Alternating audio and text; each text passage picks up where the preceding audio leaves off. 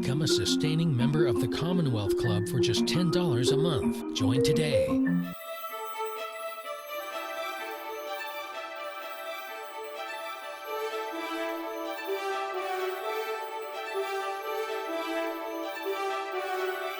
Welcome to the Commonwealth Club. I'm George Hammond, Chair of the Humanities Forum, which organized tonight's event. This is a Monday Night Philosophy, even though it's Tuesday afternoon. We've been doing this series for about 10 years at the Commonwealth Club. Tonight, we're going to skip right over two really big questions. Those big questions are, why do we exist? And who is the culprit? Who's responsible for that? And we're going to go right to a bigger question, which is, what are we doing here? What are we doing with our time? But we're going to skip over those two big questions based on a couple of assumptions. First assumption is that we actually do exist. There are theories that we're all part of an illusion, that maybe we're somebody's dream. There's a lot of unreal type explanations. It doesn't really matter to us whether we're real or unreal, does it? Because we experience what we experience, and whether we can prove something or not about our experience really doesn't matter too much. It's an interesting part of the whole analysis of our shared reality is, what can we prove and what can't we prove? And the word prove is thrown out all the time. But proof is really something that's confined to certain areas in mathematics and not much else. Everything else is a theory, and we're trying to get as close as we can to a shared understanding of our shared reality. And whether we share a reality that is a dream or whether it's real, that really doesn't make too much difference. So we'll just set that question of why aside. And we'll talk about this, what's the assumption in the second one? Who is the culprit? Who's responsible for this? Well, we don't have much information about that, do we? It seems like every once in a millennium, somebody comes by and hints that they know, who's responsible for it and tells a story about it. But no one has really stood up, owned it, and said, I'm responsible for it, and demonstrated that they really were responsible for the fact that we're all here. And so it really doesn't matter there either, because until someone does that, we really don't know who we should punish. So we'll go right to the main question for today, which is, what are we doing here? Well, there's a short answer to that question. And the answer is, we're pursuing happiness. And we're pursuing happiness and love and passion and confidence, emotions that we enjoy experiencing. And while we're pursuing those, how do we go about pursuing them? Well, we do it through desire. And that's a big part of what it is. But before we talk about the patterns that are in that, I'd like to mention a couple of other things about why we really don't have to be so worried about the attempts at answering this question before. You get a little perspective on that. First, if you just imagine, for example, that you were the inventor of the television and you never heard from anybody about that fact. That's probably the way it is. A whole group of people probably invented the television, little pieces to it. But let's just assume there was one person who invented the television. And then they wanted to be recognized for that in some way or another. Now, as you were the inventor of the television, looking out on the billions of people who enjoy watching television, which would you prefer? The persons who watched television, really enjoyed it, and had a great time with it, but they didn't really bother to try to find out who you were? Or the person who said, oh, inventor of the television, we think you're wonderful. They create rituals to the person who invented the television and made buildings and monuments to the person who created the television, but they actually never turned the television on. Now, of those two kinds of responses, which would you prefer if you were the inventor of the television? Now, for those of you who are raised on the Gospels, you probably recognize that's one of Jesus' parables. Basically said, it's not somebody who just says, God, you're great, that makes any difference. It's the ones who live the life that he's trying to tell you about. So I don't think we have anything to worry about from any inventor of this. If he really wants credit, he'll step forward, he'll prove it. That just hasn't happened yet. Yeah, and so all the things that are said about, that happiness is a sort of weak goal or a bad goal or has a bad rep, I think we can really overlook it. And I think there's logic behind that too, even religious logic. And that's not the logic that I follow, but it is still very effective. Thomas More had a great argument about the logic of pursuing happiness in life. He said, if God didn't want us to be happy and he wanted us to be miserable in this life, then we're doing it all wrong. Then what we should be doing, and what Jesus should have told us to do, he shouldn't have said, be kind to the poor, be kind to those who suffer. He shouldn't have told the Good Samaritan parable. Instead, what he should have done is he should have said, you're supposed to be miserable for this life so that you can be happy in the next. It's a big reward. In order to get that reward, you have to be miserable. And therefore, we should all try not only to make ourselves miserable, but everybody else miserable too, so that they can get the big reward. Now, for those of you who are familiar with Blaise Pascal's wager, you'll see that I just turned it on its head. And it really does seem to make more sense in the other direction. If somebody did create this and did create us, they should be very, very pleased that we're trying to figure it out. And I'm going to go with that and just accept that as an assumption, because I'm going to try to figure this out. When we try to figure something out, we have a lot of people working on it. There are probably millions of scientists trying to figure out what our shared reality is. And there are even a few philosophers who are trying to figure that out too. And it doesn't really matter if other people are spending their time not trying to figure it out. An analogy for this is pretty simple. I think the best thing to think about from previous attempts to explain what our shared reality is that they're like early versions of a software program. You have astronomy 1.0. So astronomy 1.0 is basically astrology. People thought that there was a dome over the sky. In that dome, there were a lot of pinpricks, light came through it, and they were pictures in the dome of different animals or men or gods doing different things. That was our idea about what was going on in the sky. That's astronomy 1.0. Well, thanks to science, we're at about astronomy 25.4 at this point. But that doesn't mean that everybody's moved on. No, a lot of people still like astronomy 1.0. They think that, if the planets, go through Capricorn, it means something. Now, it doesn't matter that we've already figured out that 1, there's no dome, 2, there's no pinpricks in anything. 3, the stars that are in those constellations are extremely far apart from where we think they are and how they look. Because people have their emotional experience and their intuition tells them this is what it means. Now, intuition and intuitional revelations are put on one side and intellectual reasoning is on another. And why did the Greeks put so much emphasis on reasoning? They weren't the only ones who did, but they really put a lot of emphasis on it. And it's because we have this shared reality, or we think we do.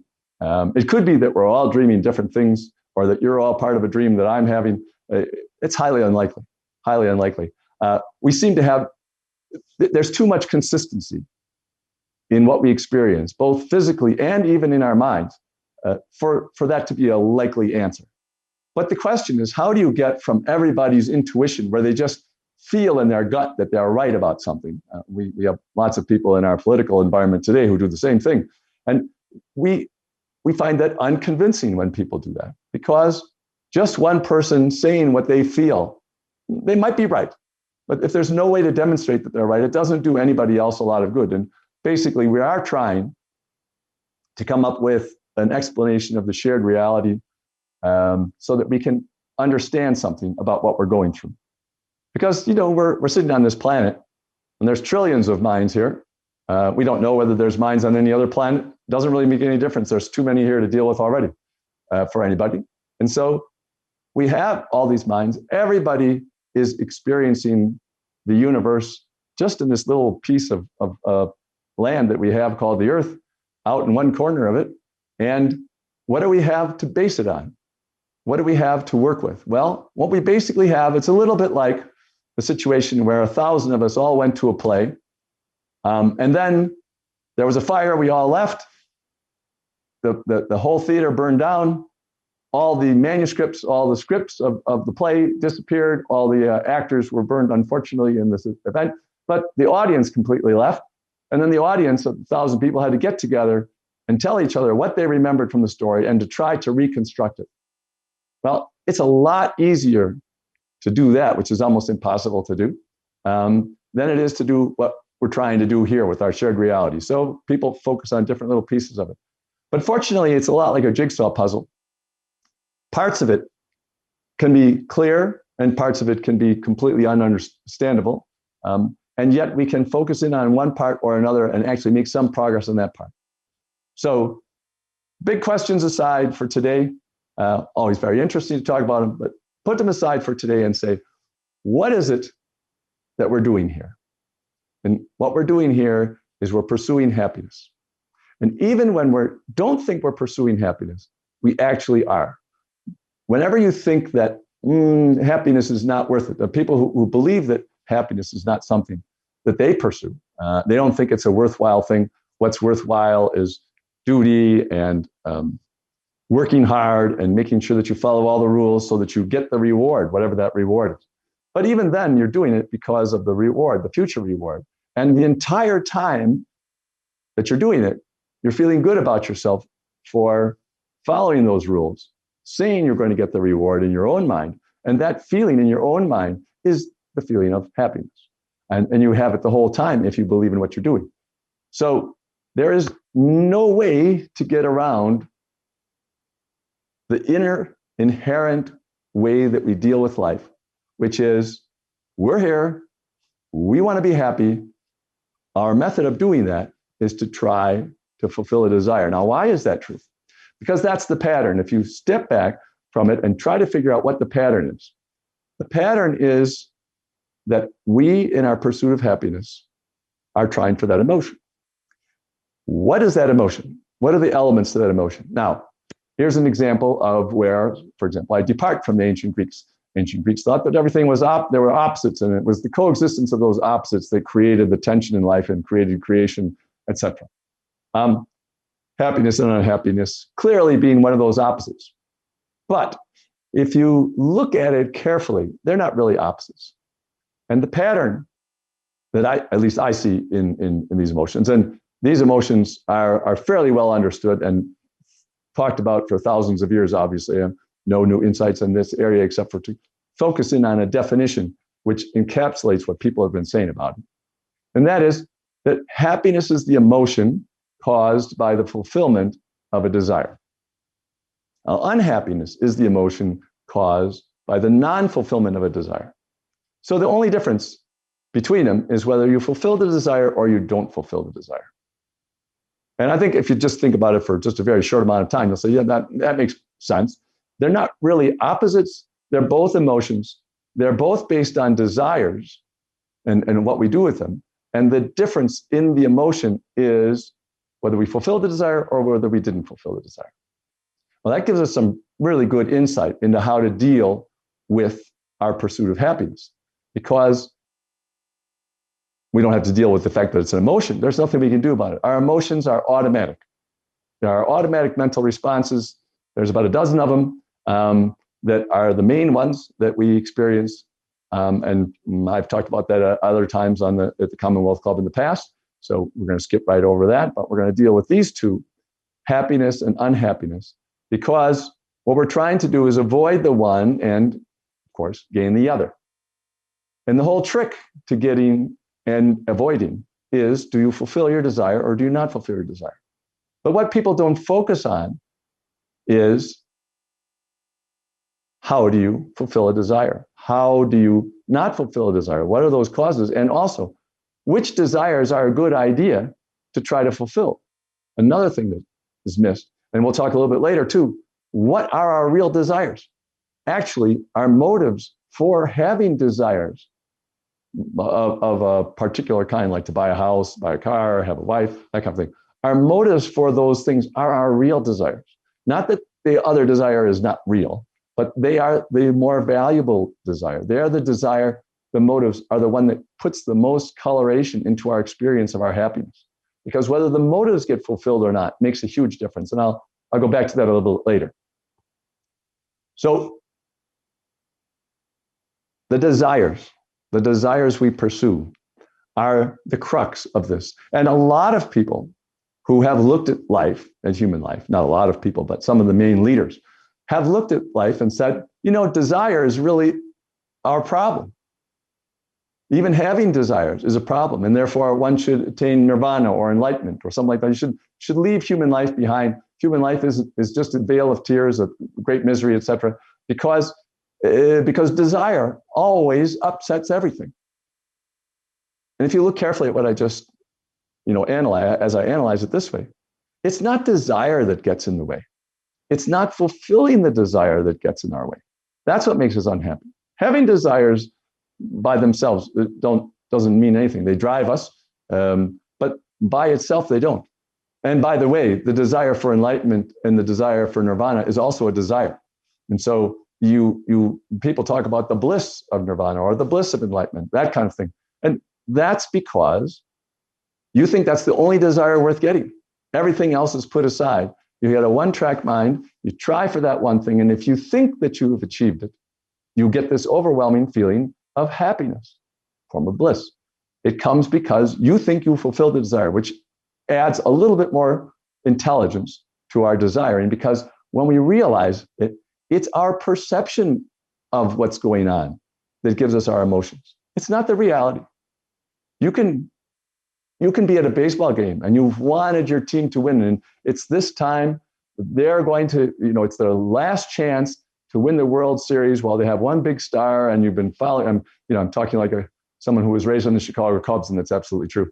And so you're really into it, and you're at the game, and for some reason you're distracted right at a crucial moment, and you think, and there's a big tumult and on the playing field, and you think that the game is over and that your team has lost, when actually everybody is all excited about something else.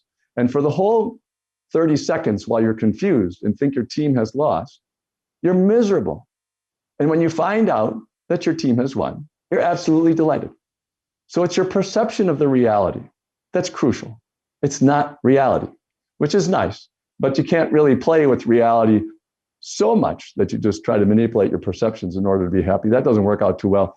It's a nice recipe for mental illness in this way. If you try to just rearrange things in a way in your own mind so everything works out your own way. It's a lot easier to be intelligent about how you desire things than to do it that way. So, crucial elements discussed. Let's talk about happiness and fulfilling desires, which we're picking. So we think, happiness, a lot of people will say, you call things happiness that I would never call happiness. So I think it's really crucial to discuss what it is that I'm trying to achieve in discussing things this way. I'm trying to find an explanation that is true for all minds. All minds. It's the inherent pattern that minds operate on. I'm not trying to pick and choose what a good form of happiness is, not immediately, not for my definitions. Once I have the definitions, once I have the pattern, then I say, well, how do you apply that in order to be more happy than you were before? That's crucial. But the pattern has to include everything, right down to when someone eats something, when they even destructive desires, when people are cruel to each other. And I'll talk more about cruelty later.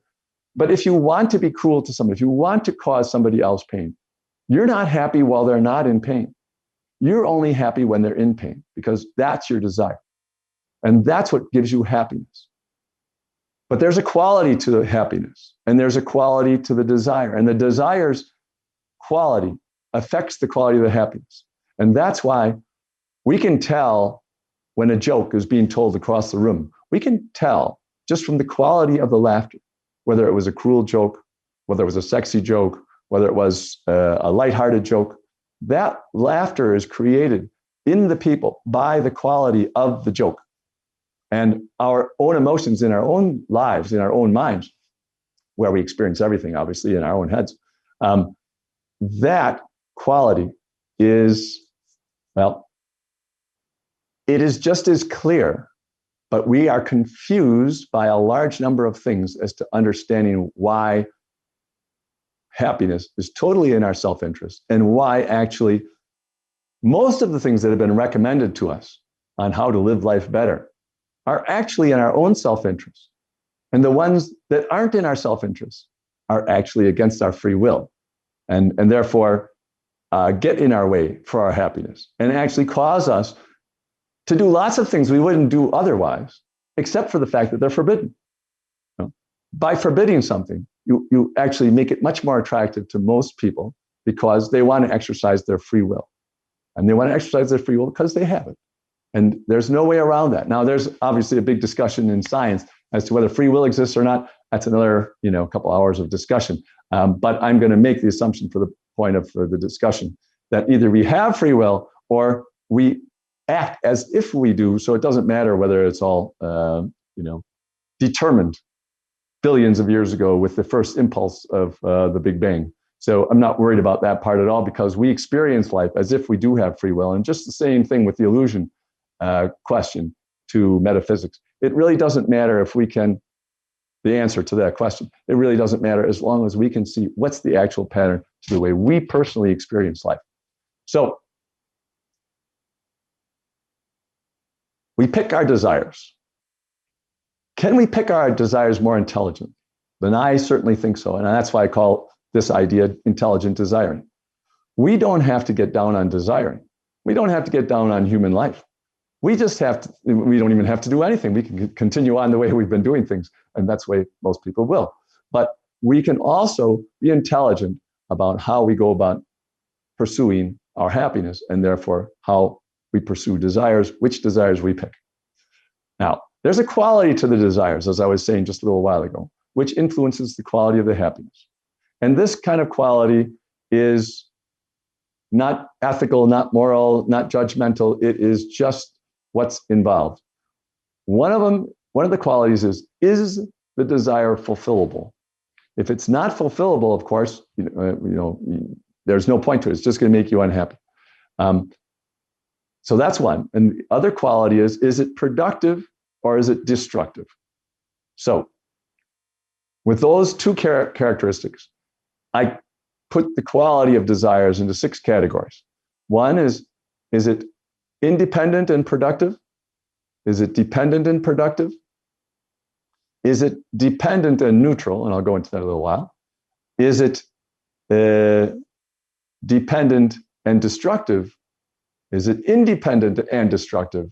Or is it impossible? Those are the 6 categories. And I could talk about it for a very long period of time, but I'll try my best not to. So the first category, independent productive desires. Independent, by that I mean you can fulfill this desire independently of any other factor in life. Nothing external to you, nothing except for internal to you is involved in fulfilling a desire. So what desires are like that? One of them is the very simple thing, just to recognize that you're pursuing happiness. It seems like that would be obvious. And in fact, nobody, as I said, can really get around that. But the more obvious it is to accept that this is one of your desires, the easier it is to line everything up in terms of priorities. So there's that. You also have the question of your desire for how you deal with other people and how much control you have over that. Well, you have complete control over whether you want to love other people. Do you want to find pleasure and see beauty in other minds that they exist? Well, if you're in your imagination, you want everyone to be as perfect as you can imagine, then you're going to have trouble because you're going to be seeing everybody as failing to live up to your imagination. And so it gets in your way. And therefore, it's harder and harder for you to fulfill that desire because you're imagining something which doesn't exist. You're not being realistic. But if you find it interesting that other minds do exist, whether you do or not, they do exist. So it's a little bit intelligent to find it interesting. But if you find it interesting that other minds exist, and therefore you find beauty in the fact that they do, and by finding beauty in the fact, you love them, because that's what love is. It's attraction to the fact that there's something beautiful in the world. Then you're going to experience this love in your own mind, regardless of what anybody else does. I'm not suggesting, for example, some people suggest that you love the whole universe or you love every being in the universe and so on and so forth. You can have a friendly attitude, a friendly attitude, sort of like, I'm glad everything that exists actually does exist. But I'm going to focus on the people that I know and the groups of people that I deal with, that kind of thing. Because it really, you can just sit in a chair all day imagining, which is what you're doing, all the love that you have flowing out to all the beings in the universe. And that's probably a nice way to spend a couple of minutes. But it doesn't really change the reality of the situation. And of course, if you find somebody irritating the next day, you're going to be irritated at them regardless of whether you spent the day before saying how much you loved them in your mind. So I'm a lot more realistic than that about it. But I think that there's no real reason not to just have a friendly attitude towards everybody and hope that they're all doing well. And I'll talk about more when I talk about cruelty a little bit later, why that's a good idea.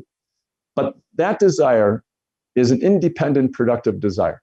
You have total control over it. Now, what's not in your control is for other people to love you, because it's up to them, totally up to them. And therefore, that is a productive desire, but it's dependent. So that's the second category. You're dependent on other beings or on physical reality. You want to build a house a certain way. Well, you never get it exactly the way you want it, right? So there's a certain wiggle room that you ought to have in order to do it, which I'll talk about in a little while, a different way of looking at desire. But dependent productive desires are also very productive of happiness. But you have to recognize that you can't control the fulfillment of it. You can love another person, but you can't make them love you.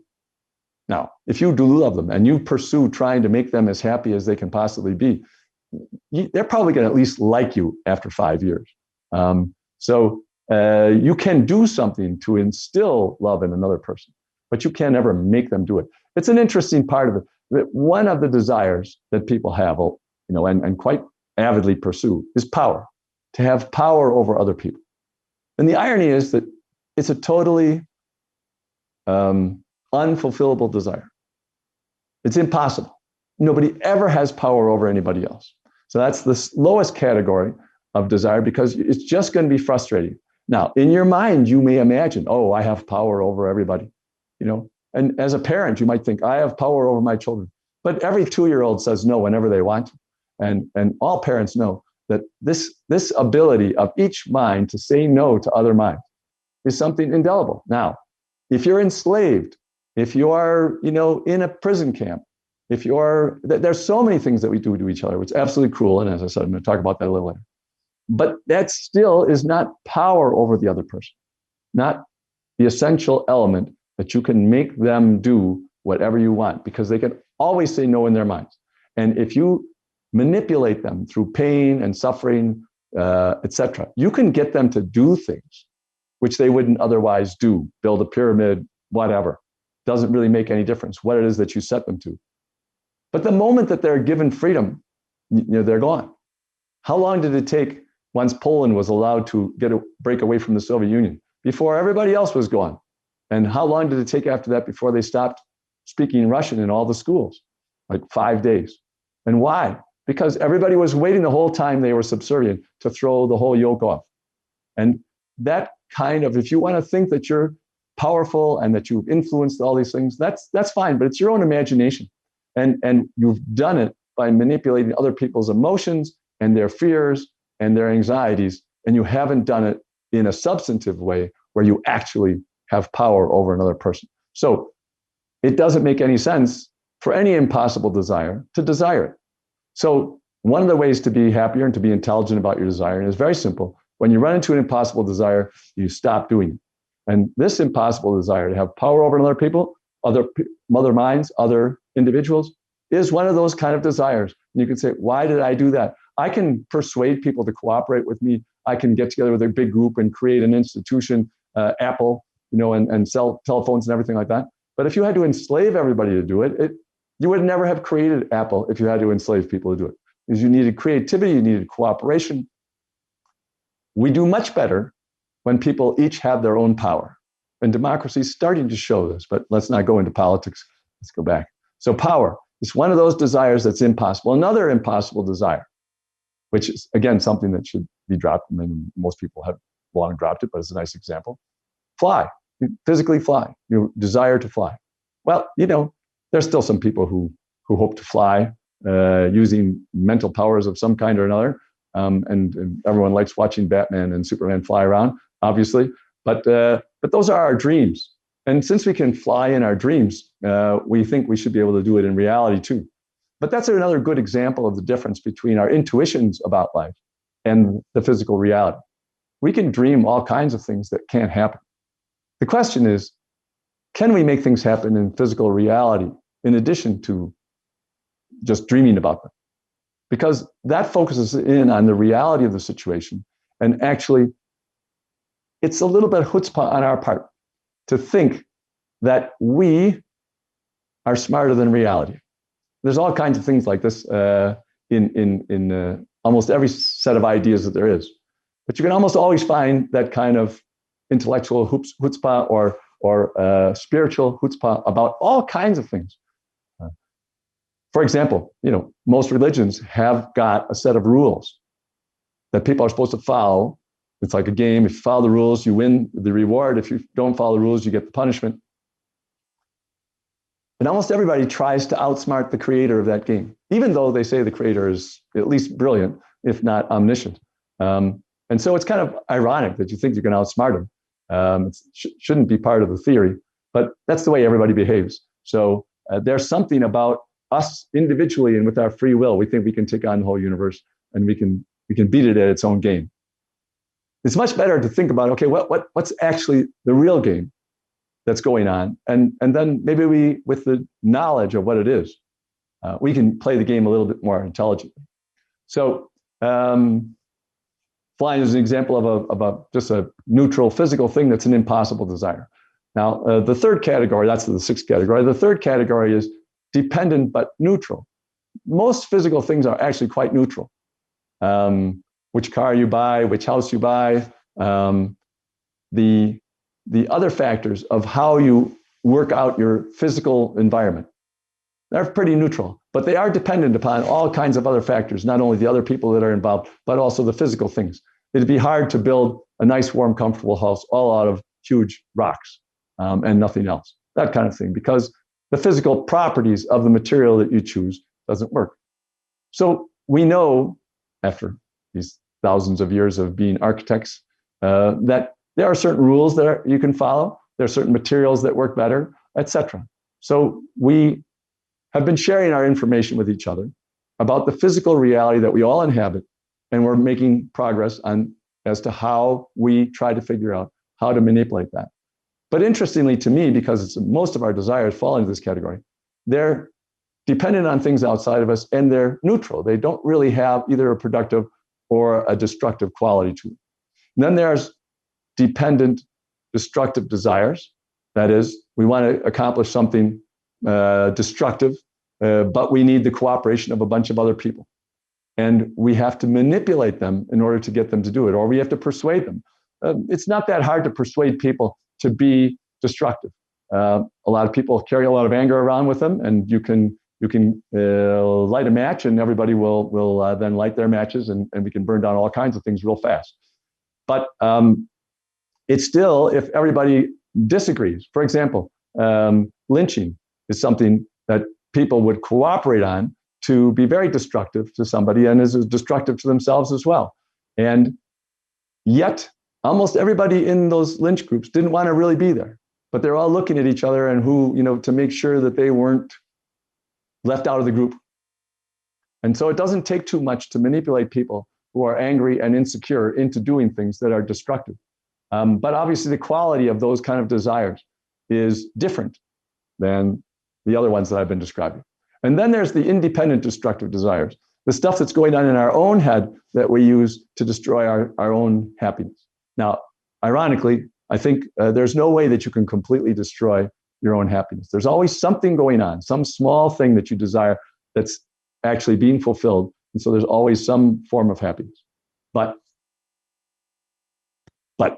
independent destructive desires cause people a great deal of misery all the time. So those are the 6 categories. Let's talk about how to manipulate our process of desiring, how to be better at it. So the first thing is, how do we pick and choose what we desire? Well, once we know the categories of the qualities and stuff like that, it would be wise to pick several really big things, big desires in the independent and productive category that we know that we can fulfill because they're independent. It's totally up to us as to whether we can fulfill it or not. Because if you can lay down 4 or 5 big desires that are always being fulfilled because it's totally in your control, then you have a base of strong happiness to work from. So there's picking and choosing your desires on that basis. Another element, which is part of the impossible desires analysis, is we often say something is a need. Say, we need this. I need to marry that person. I need to go to that college. I need to make $1 million. I need to be a billionaire because $1 million wasn't enough. We all can say that. Or you know, in 150 years ago or so, I need to get to California to be part of the gold rush. California or bust. So whenever you need something, you've already made it impossible to fulfill in a way. Because even when you fulfill it, it doesn't satisfy you in the way it would if it was not so, if you weren't so needy. Because that need is a different thing. It's a motive. It's a motive because if you don't have that, you're not going to be happy. And that's just a belief on your part. You can say, I'm going to try for that. In fact, I can put all my energy into it, or almost all my energy into it, and give it a chance. But all those things are dependent on on outside circumstances over which you have no control. And therefore, by making it into a need, you've made it impossible for you to be really happy, because some of your desires are those motives, and those motives for need will not be fulfilled even if the thing itself is fulfilled. For example, you say, I need to marry this man or I won't be happy. Happens to be Brad Pitt. Well, good luck with that one. But if you say that to yourself, that you won't be happy unless you marry Brad Pitt, then even if you stalk him and he's so delighted that you stalked him that he says, will you marry me? Even then, you then have to live with him. And if he's not happy with you personally, then how much pleasure are you going to get out of being married to Brad Pitt? If every day he wakes up and he snarls at you and says, geez, are you still here? Then everything that you wanted out of being married to Brad Pitt pretty much is ashes. And you only thought, I need to be married. But actually, what you wanted, what your real emotion was, I want someone like Brad Pitt to find me so valuable, so interesting, so important that he would like to spend the rest of his life with me. That's kind of what you're thinking unconsciously. But that's not the way it's expressed. And what you're thinking and what your motives are unconsciously is the lion's share of what's going on in qualifying your emotions that come from fulfilling or not fulfilling the desires. So need is one of those things that can also be completely eliminated from the process of desiring and only to your advantage. Well, let's talk about motives a little bit more. An example. You're sitting in front of your TV and you see an ad during the Super Bowl for a BMW. And it talks about how good it is for your family and how safe a car it is and how cool a car it is and that you'll be cool and a great parent and everything else. And besides, there's just a little bit of, and you will have reached the peak of success in your life economically if you buy a BMW. So you fall for the advertisement, you go out, you buy a BMW and you drive it home.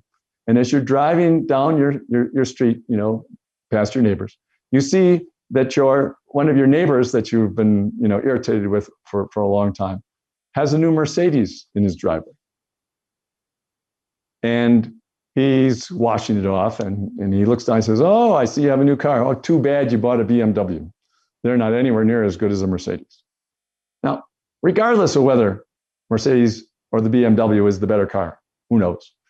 The question is, are you taken aback by that statement? And if you are, then part of your desire was for other people to be jealous of you for having bought the BMW. Or at least that you wanted to impress the neighbor that you bought a BMW. And then if he says, no, that was a stupid thing for you to do, you lose everything that you want of that motive. Now, you still can be a good parent. You can still think that you've done a safe thing by doing that. You can still think that you reached the pinnacle of success. But this other one little motive over to the side is nagging at you because it's not fulfilled. And this is the way all our motives are. They're the real desires that we have. We don't care so much about the car.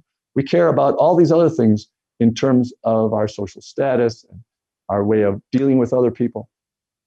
Our attitudes towards those things that create these motives, that's really what drives us. Everything else is just frosting on the cake. And so it's important to understand that because there are very few desires we can have where you can make all the motives for it fulfilled at the same time that you make the desire itself fulfilled. And every motive that you leave unfulfilled creates a certain amount of unhappiness related to that desire. And this is the complication, I think, that has made it not so clear to us what's really been going on.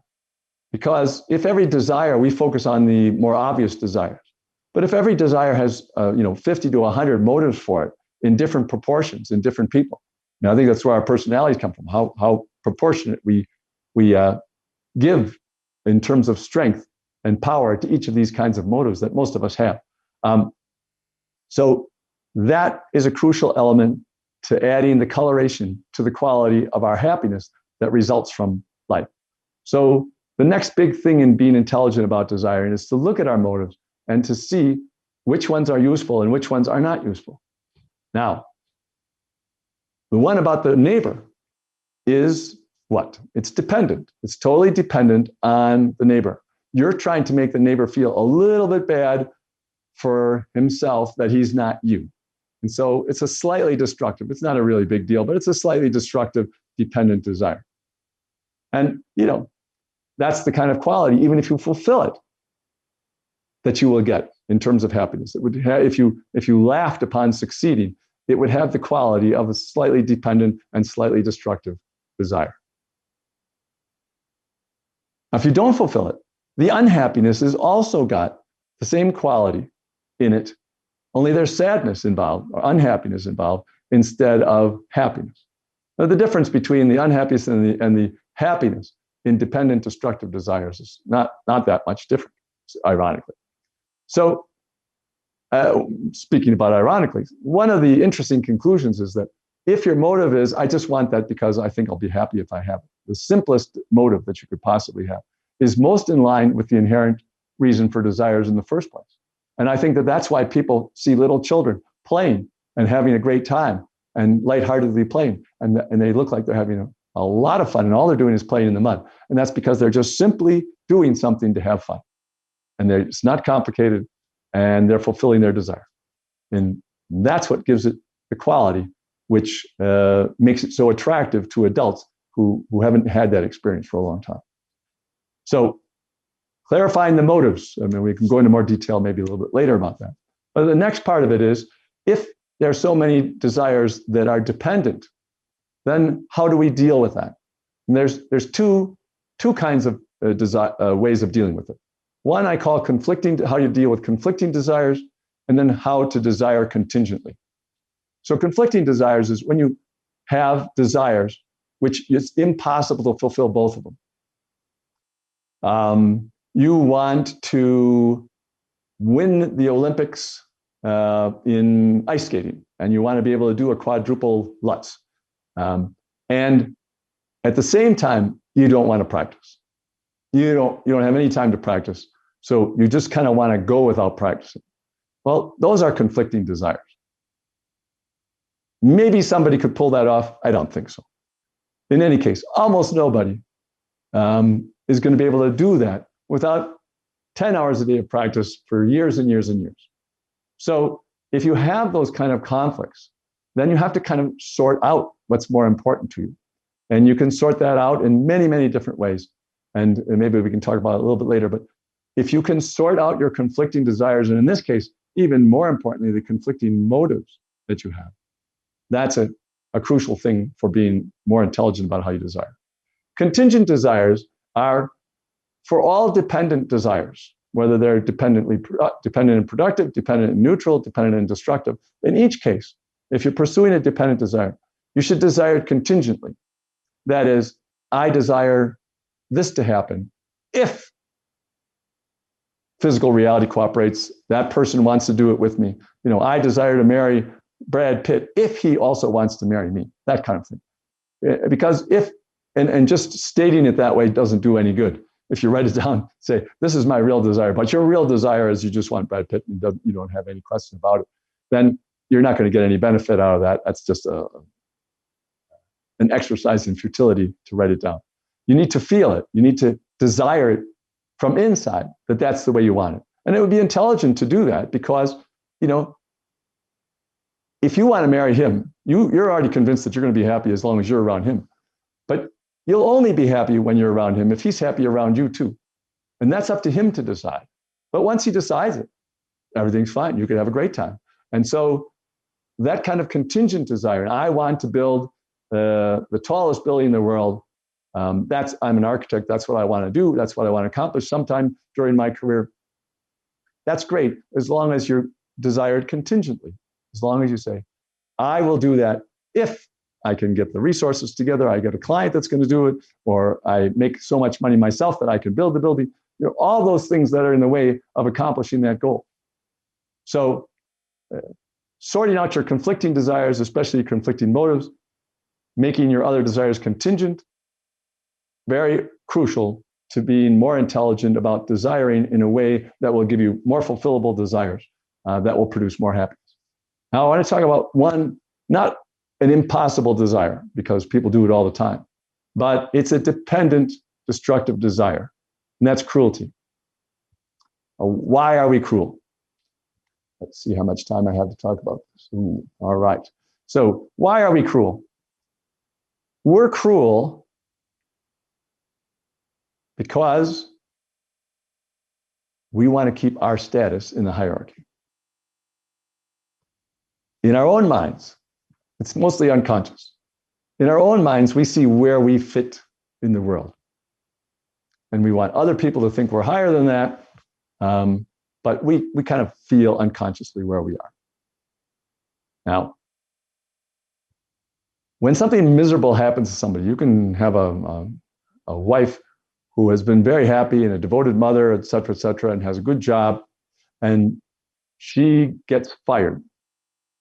Whether it's from the pandemic or from anything, she just loses her job totally unexpectedly, takes it very hard, comes home, and berates her children, berates her husband, so on. Why?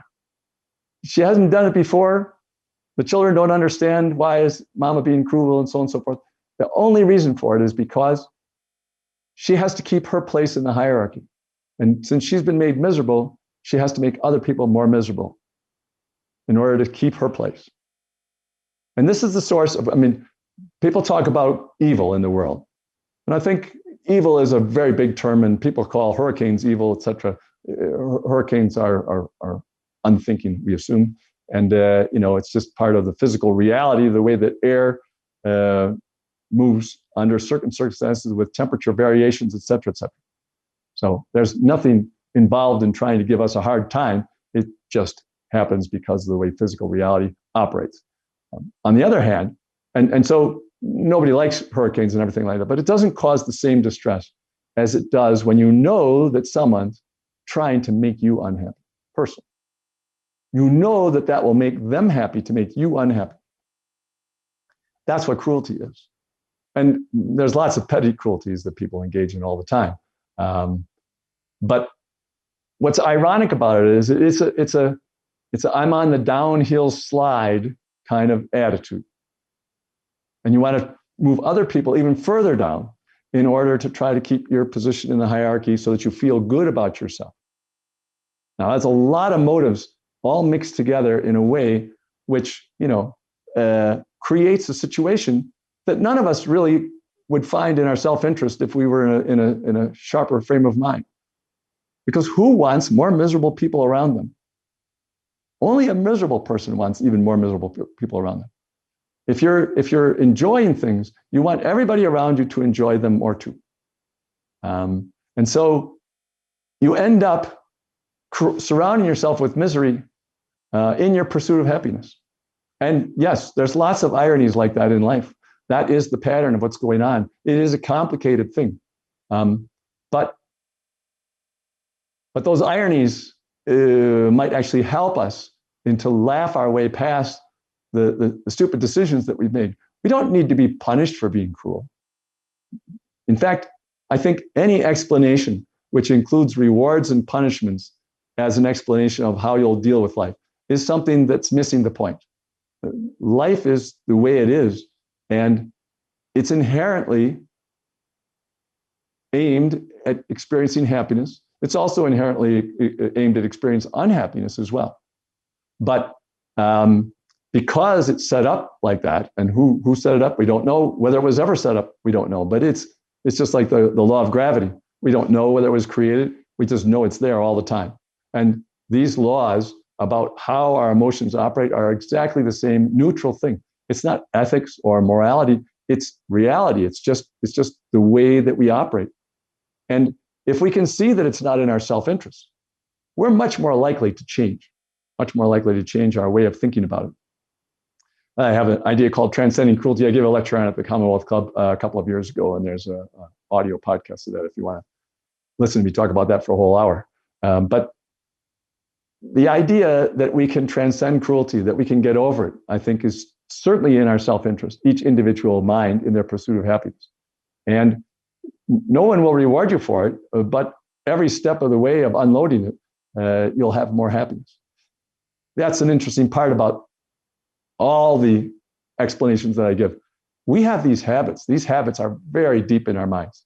We hardly know what habits we have, especially with our motives. We're hardly aware of it.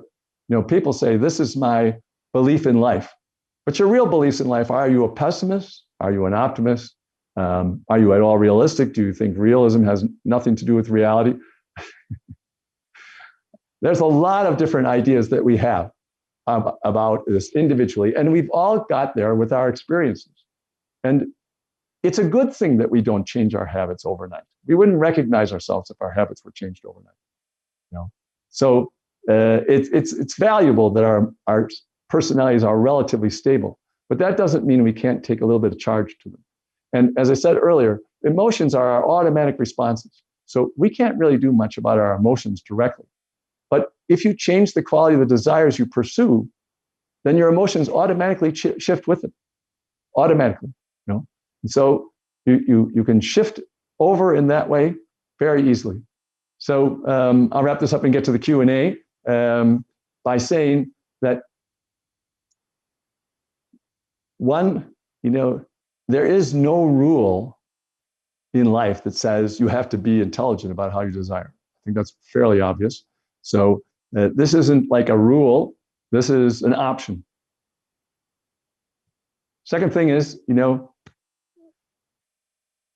the maxim that I wrote many years ago and I included in the description. The real conclusion here is that, there's only one way to get everything you want in life. And that is to be very clever about what you want. Very clever about what you want. That's the thing that we have control over. That's the thing that will be useful to us in pursuing happiness and being more effective at it. So I hope that at least a couple of those ideas are of some use in your own personal pursuit of happiness. And now I'll go to the Q&A. I'll see what's come in. I'll be right back. All right, George Steffner asked, I sometimes accept self-sacrifice to accomplish something I, through study, believe is worth some psychological pain to me and or annoyance to others. Can I trust my judgment? That's a great question, George. And My answer is, I'm going to quote, I'm going to paraphrase Mahatma Gandhi on that. He said that India ruled badly by the Indians is better than India ruled well by the British. Now, I'm sure he was being ironic, that he didn't think that the British ruled intelligently either. But the basic idea for me is every individual will do better pursuing their own desires than pursuing somebody else's desires for them. It's the other side of the coin of this idea about power. I'll give you an example. I said that the motives are your real desires. And I think that this has been the very big problem with giving 12-step, 10-step, 10 commandments programs to humanity to improve them. Because the person that is saying this to other people, the person that is saying that knows that this makes him happy. But when people obey somebody else, they're not freely willing the same thing. What they're doing is they're desiring to obey somebody else. And that's the motive, and that's the desire that gets fulfilled. So the quality of somebody that's obeying something, if someone says, love everyone, if they really do have this nice, friendly feeling for everybody, they experience that in a certain way. Somebody who obeys everyone says, yes, I love everybody. Yes, I love everybody. He irritates me. I'm going to try real hard to love them. They're not experiencing the same thing. They're fulfilling a desire to obey. That has a totally different quality. And that's what fools us. It fools us about a lot of things in life, about our noblest ideals, because the noble idealistic people who gave us our noble ideals, who talked about them, missed this point about free will. And without the free will element, you've made people pursue not the desire they say they're pursuing, but they're pursuing the desire of obedience to somebody else. And ironically, people who are very good at giving you better ways of desiring things, better things to desire, which is why I stayed away from. People who are very good at doing that are actually worse for your happiness than people who are bad at it. People who are bad at it, you can say, well, he doesn't know what he's talking about then. But if somebody makes consistently better decisions than you do, then you think you have to listen to everything they have to say, and your own free will gets weaker and weaker, and your obedience gets stronger and stronger. And this is not the situation to get into. A slavish state of mind is awful, because what you're experiencing is just the pleasure of obedience. That's why I call obedience a vice. Virtue is what produces more high quality happiness. Vices produce low quality happiness. I usually don't use either word. I prefer what's effective in the pursuit of happiness, what's ineffective. But obedience is often considered one of the most important things by political leaders, by religious leaders, and so on. But it doesn't make any sense that that's what we should be doing. Just obeying anybody, even if there is a God that wants us, that wants us to live a certain way. He gave us also the free will, if he exists and did the other thing. So even then, you'd think he would prefer somebody who, their free will did something. That's the parable that I used earlier. So the real answer, I think, is that you can say that you must trust your own judgment, but your judgment should never be considered perfect. I think your own judgment is the best thing for deciding everything, because you're the one with the experience, you're the one with the emotional reaction that tells you how good you are doing in terms of happiness. That doesn't mean you don't have to listen to anybody else. Nobody can figure out this whole project that we call life and the universe. We need millions of people working on this, and we're making progress. But how much progress have we made? Maybe we know 3% of what our bodies are up to at this point. And if we go real fast, we might get to 10% at the end of another century or two. And I'm 100% going every step of the way on that in every field that we're doing. But we should be modest about what we know and what we don't know, because this is something that is a cooperative enterprise. And one person can't do it. I focus on the principles. The principles are really a good thing to get in line. But the applications are endless, and no one will ever be able to do the applications outside a field that they specialize in, as well as someone that's in it, especially if they all share the same principles that make it work. So the self-sacrifice, one of the things about sacrifice is I don't think there is any such thing as a sacrifice. You say that there's, a certain amount of psychological pain, a little bit of annoyance to others in order to accomplish something. Yes, but you've chosen to do that, to spend that in order to accomplish what you want to. In this case, if the sacrifice is always less than what you're going for. And that's, I think, always true. We always pick what will make us the happiest. So it's a little bit like, you want to buy a new dress. The dress costs $400. And if you decide, yes, I want that for $400, you sacrifice the $400 that you could have spent on something else, but you get the dress you want. So the $400 is not a sacrifice. It's a trade. And many things in life are much more like, I give up $100 for $1,000. And cruelty will certainly get you someplace. It will make people, you'll be able to manipulate people to do things. You'll be able to get them to build you things. How many people in the government get the government workers to go fix up their homes and all that kind of stuff. But it's such a small little thing. It actually has almost nothing to do, the motive has almost nothing to do with the saving the money or ordering people around. What it is feeling I'm more important than anybody else.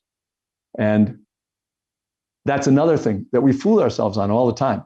We have this idea that we need to be important, and that it's natural. Everybody wants to be important. Everyone sees themselves as the center of the universe and looks out and sees it. But there's a solution to this problem. We use that desire to be more important. That's where cruelty comes from. When we're feeling miserable, we have to put other people down to keep them where our importance is still higher than theirs. There is a solution to it, but it's much simpler. You just have to recognize one fact, and that fact is we are indispensable to ourselves. Nobody can live our lives. Nobody can think our thoughts, no matter how enslaved you are physically, and even how enslaved you are mentally, say, to some particular teacher or whatever, or to a spouse, if you're enslaved to your spouse. No matter how enslaved you are, you can always say no. You can wake up one morning and say, I'm saying no today. You are never in chains in your mind, never. Your mind is always free. And so all we have to do is say, we're indispensable to ourselves, can't be indispensable to anybody else. They're all indispensable to themselves. But we can be valuable to other people. And being valuable to other people is very easy. All you have to do is give more than you take. Then you're valuable. And you can even just be a little bit valuable, or you can be really valuable to a group or to another group of people, or a smaller group of people like your family. And if you do that, if you take it from that point of view, then it's very simple, because all you have to do is just give a little bit more than you take. And problem solved. All the psychological problems that are created in our pursuit of being important all go away. But at the same time, it's a habit, as I said before. You have to take it down one stair at a time. And there's no reason to be upset that it takes a while, because we have our habits, and they're there for a good reason, because we wanted to pursue happiness. So that's those questions. We have some more questions I'd like to get to. All right. Here's a question from Teresa Ville in Milwaukee, Wisconsin. You dismissed way too quickly the importance of suffering, at least as in making sacrifices for others. From your point of view, what is the purpose of all those sacrifices we all make? Now, I just covered that, Teresa. There's actually no such thing as a sacrifice. That's my point. That's an imagination on our part, because we have theories about life that say sacrificing is a good, honorable, and noble thing. But we never do it. Nobody ever has done it. No one has ever made a sacrifice. Everyone's always done things in their own self-interest. They've just been more intelligent about how they define their self-interest. In making other people happy, it's a very intelligent form of pursuing your self-interest. So here's another question. Number 2 from this group. This question is from Kelvin Chin in LA. In my new book, Marcus Aurelius Updated, I have included an essay about how to overcome cruelty. Can you let everyone know that? Sorry, Mr. Chin, but we don't have advertisements like that on Commonwealth Club lectures. Number 3, there's a question from Joseph Kalari in New Jersey. I read your 1981 essay, Intelligent Desiring, over 3 decades ago, and have used a couple of the ideas in it ever since. Why hasn't your book, Rational Idealism, been picked up by a major publisher? To answer that question, I guess I'll quote Professor Severus Snape.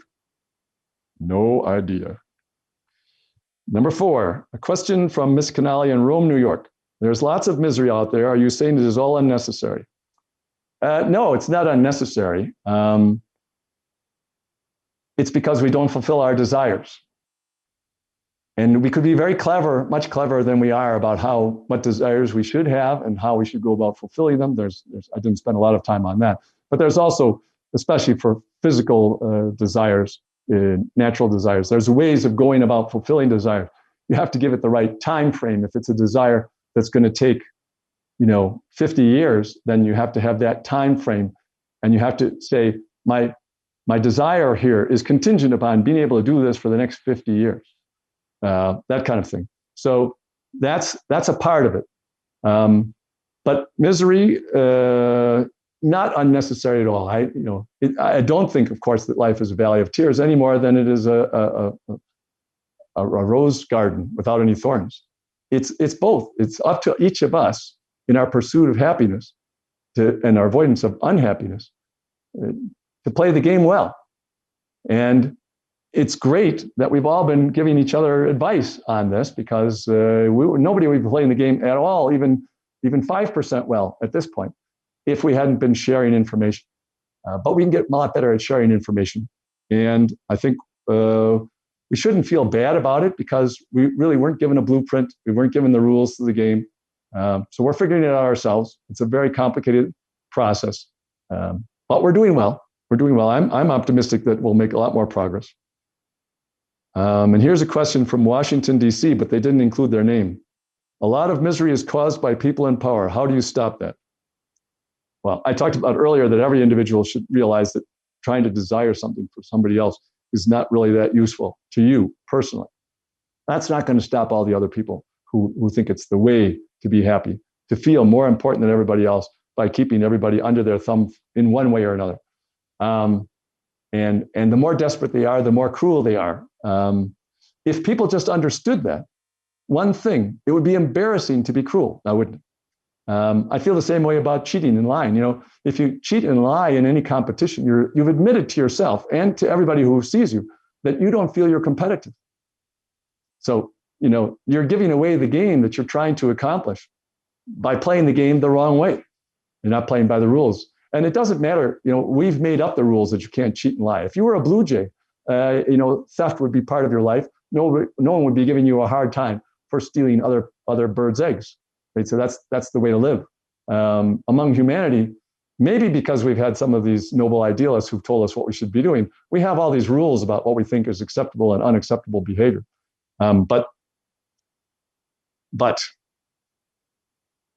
the misery caused by politicians is enormous. It's been going on for thousands of years. We have moved towards democracy, where we have a little more control over the situation, can get rid of somebody if they're not doing a good job. But we need to be more confident in ourselves. We need to stop asking for leaders who say, trust me, I know what I'm doing. I'm not going to explain it to you. Just follow me. One of my conclusions is anybody who asks for unquestioned obedience is a highly questionable individual. So we shouldn't go there. And here's one last question. A question from Beth Miston, Maryland. It sounds like you think misery and unhappiness can be eliminated. Do you really think that's possible? Well, theoretically, yes, because misery and unhappiness is only caused by not fulfilling a desire.